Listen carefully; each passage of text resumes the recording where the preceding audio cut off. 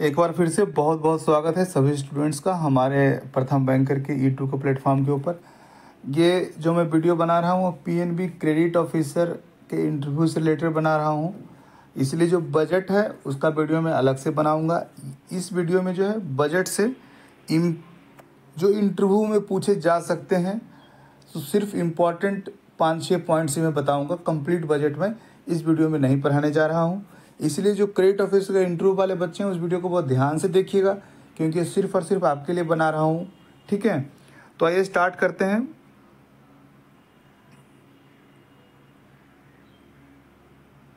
आपको सब कुछ नहीं पढ़ना है क्योंकि अभी अभी आया है। मुझे लग रहा है कि इंटरव्यू में जो है कुछ ऐसी चीज़ें हैं जो आपसे पूछी जा सकती हैं, सिर्फ उन्हीं चीज़ों को मैं बताऊंगा, उसके अलावा कुछ भी नहीं बताने जा रहा हूँ। ठीक है,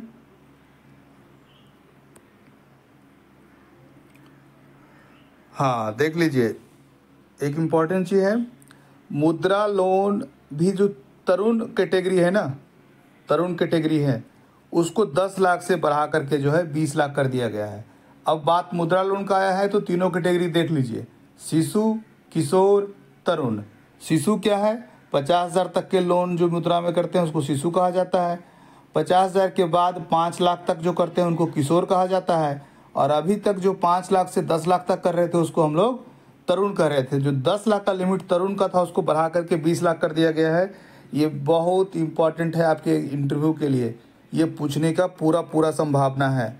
ठीक है, क्रेडिट गारंटी स्कीम अभी मैंने एक दूसरे वीडियो में आपको पूरा CGTMSE समझा दिया है और ये आएगा ही आएगा, कुछ ना कुछ इससे आपसे पूछा जाएगा। ठीक है, इसके बाद जो ज़रूरी चीज़ें हैं आपके इंटरव्यू के लिए, नीचे तो काफ़ी सारी ज़रूरी चीज़ें हैं, अभी मैं देख रहा हूँ।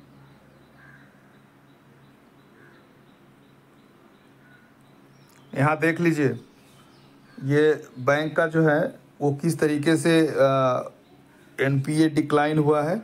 मार्च 24 का डेटा है, ये शायद 3.2% है एक बार, लेकिन इसको आप लोग जो है वो पर देख लीजिएगा। 3.2% है मेरे हिसाब से, लेकिन एक बार इसको देख लीजिएगा आप लोग। ठीक है, NPA जो है वो कंटिन्यूसली डिक्लाइन हुआ, आप लोग देख सकते हैं किस तरीके से NPA डिक्लाइन हुआ है पूरे शेड्यूल्ड कॉमर्शियल बैंक का क्रॉस NPA।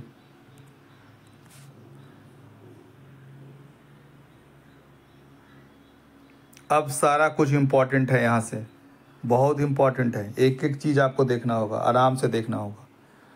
इंटरव्यू में पूछा जा सकता है इस बार आपको शॉर्ट टर्म जो गेन है, कैपिटल गेन है, और लॉन्ग टर्म कैपिटल गेन है, वो है क्या, परसेंटेज कितना है वो तो पूछा जाएगा नहीं जाएगा, वो अलग चीज़ है, वो है क्या।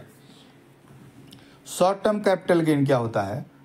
कोई भी प्रॉपर्टी, चाहे वो फाइनेंशियल हो या एसेट, कोई भी एसेट जो फाइनेंशियल हो नॉन फाइनेंशियल हो, ठीक है, उसको उसके ऊपर आपको गेन होता है 1 साल से कम समय में। ठीक है, 1 साल से आपने कोई प्रॉपर्टी खरीदी, उसको जो है 6 महीने बाद बेच दिया, 10 लाख रुपया कमा लिया। आपने कोई शेयर खरीदा, उसको 1 साल के अंदर बेच दिया, आपने कमा लिया। म्यूचुअल फंड में आपने कुछ बाय किया, सेल कर लिया 1 साल के अंदर। तो इन सभी चीज़ों पे जो कैपिटल गेन आपका होता है, ठीक है ना, उसको शॉर्ट टर्म कैपिटल गेन बोलते हैं। और अब तक उसके ऊपर जो टैक्स था वो 15% का था, इस बार जो है उस पर टैक्स 20% का हो गया है, तो ये आपके इंटरव्यू के लिए इम्पॉर्टेंट बनता है। दूसरा, long term capital gain. Long term capital gain same वही चीज़ हुआ, 1 साल के बाद आप सेल करते हैं। ठीक है, कोई प्रॉपर्टी है, कोई म्यूचुअल फंड है, कोई शेयर है, तो इन सब चीज़ों को जो है 1 साल के बाद आप जब सेल करते हैं ना, तो जो आपको प्रॉफिट होता है, जो आपको कैपिटल गेन होता है, उसके ऊपर जो अभी तक टैक्स था वो 10% का था, अब जो है उसके ऊपर टैक्स कितना हो गया है, 12.5% का हो गया। तो मुझे लगता है कि ये आपसे पूछा जा सकता है इंटरव्यू में। Increase in limit of exemption of capital gain जो है 1.25 लाख पर ईयर का एग्जेम्पशन है, कैपिटल गेन इतना बढ़ता है तो। ठीक है, तो ये 3 चीज़ें आपके लिए इंपॉर्टेंट है। एक तो शॉर्ट टर्म कैपिटल गेन है क्या, लॉन्ग टर्म कैपिटल गेन है क्या, और दोनों में कितना % अभी हो गया है टैक्स, ये आपके लिए इम्पॉर्टेंट है। ठीक है, एक है abolish angel tax for all classes of investors. ये एंजल टैक्स क्या है ना, थोड़ा सा जान लीजिए, मुझे लगता है आपसे पूछ सकता है। जब कोई कंपनी होती है ना, मान लीजिए उसका वैल्यूएशन जो है वो 1 करोड़ है, ठीक है, और उसने मार्केट से रुपया जो उठाया है, रेज किया है फंड, वो 1.5 करोड़ का किया है, तो जो 50 लाख एक्स्ट्रा है ना, उस पर गवर्नमेंट कुछ ना कुछ टैक्स लेती है और उसी टैक्स को एंजल टैक्स कहा जाता है, ठीक है। Provide for safe harbour rates for foreign mining companies selling raw diamonds. Safe harbour rates मतलब हो गया उनके रेट्स में कोई चेंजिंग नहीं किया गया है, जो रेट्स था वही रेट्स है, ठीक है। ये सब इम्पोर्टेंट था। अब देखिए, ये बहुत इम्पोर्टेंट है आपके लिए इंटरव्यू के लिहाज से। क्या चेंज हुआ है न्यू टैक्स रिजीम में? क्या चेंज हुआ है न्यू टैक्स रिजीम में? तो नील है 0 से 3 लाख तक, पहले भी यही था। 3 से 7 लाख तक 5% है, 3 से 6 लाख तक 5% था, ठीक है। 7 से 10 लाख तक 10% है, पहले 6 से 9 लाख तक 10% था, ठीक है। 10 से 12 लाख का 15% है, पहले 9 से 12 लाख 15% था। उसके बाद शायद सेम है, 12 से 15 20% है और 15 लाख से ऊपर 30% है। तो ये न्यू टैक्स रिजीम है, ये भी आप लोग देख लीजिएगा। हो सकता है इंटरव्यू आपसे पूछ दे कि न्यू टैक्स रिजीम के बारे में। वो इसलिए नहीं पूछे कि आपको डेटा याद रहता है कि नहीं, वो इसलिए पूछेगा कि आप, चूंकि बैंक का जो भी आदमी होगा ना, वो इस न्यू टैक्स रिजीम को एक बार तो पढ़ा होगा, क्योंकि हमारी ज़िंदगी में जो असर पड़ता है बजट से, उन चीज़ों को हम ज़रूर देखते हैं। और हम बैंकर हैं तो हम लोग का इनकम टैक्स, हम लोग का स्टैंडर्ड डिडक्शन, ठीक है ना, ये सब चीज़ हम लोग ज़रूर देखते हैं। हम लोग अक्सर म्यूचुअल फंड में भी इन्वेस्ट करते हैं, स्टॉक में इन्वेस्ट करते हैं, तो हम लोग ये भी देखते हैं कि शॉर्ट टर्म कैपिटल गेन का पर क्या परसेंटेज हो गया, लॉन्ग टर्म का क्या परसेंटेज हो गया, तो हमसे ये रिलेटेड है। तो एक कोई इंटरव्यूअर ज़रूर चाहेगा कि जो बैंक के लोग हैं या बैंक में आने वाले लोग हैं, इन लोगों को इन चीज़ों का बेसिक आइडिया हो, पता हो, ठीक है। तो इसीलिए आपसे पूछा जा सकता है कि न्यू टैक्स रिजीम में जो है क्या परिवर्तन हुआ है, क्या कुछ नया है। स्टैंडर्ड डिडक्शन में भी चेंजिंग हुआ है। स्टैंडर्ड डिडक्शन कई सालों से 50,000 का ही था, तो स्टैंडर्ड डिडक्शन जो है 50,000 से बढ़ा करके 75,000 हो गया है। ये आपके लिए बहुत इंपॉर्टेंट है, ठीक है। VVI लगा लीजिए इसको, स्टार। स्टैंडर्ड डिडक्शन 50,000 से बढ़ा करके 75,000 हो गया है, ठीक है।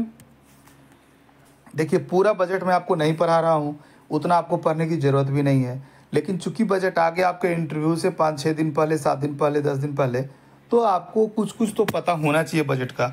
और यही पर्पस है मुझे जो है इस वीडियो को बनाने का, ठीक है। ये सब इम्पॉर्टेंट है नहीं, लेकिन रूपी कम्स फ्रॉम, रूपी आता सबसे ज़्यादा कहाँ से हो, एक बार सबसे ज़्यादा देख लीजिए। बोरोइंग जो दे रखा है, ठीक है, सबसे ज़्यादा उससे आता है, ठीक है। और रूपी जाता सबसे ज़्यादा कहाँ है, तो सबसे ज़्यादा जा रहा है states share of taxes and duty में, और साथ साथ इंटरेस्ट पेमेंट्स में, जहाँ से बैंक हिंदुस्तान ने लोन रखा है वहाँ 19% करीब करीब जाता है। ये इम्पॉर्टेंट स्कीम्स में या इम्पॉर्टेंट डिपार्टमेंट्स में जो खर्च होगा, ये सब आपके इंटरव्यू के लिए इतना ज़रूरी नहीं है, ठीक है।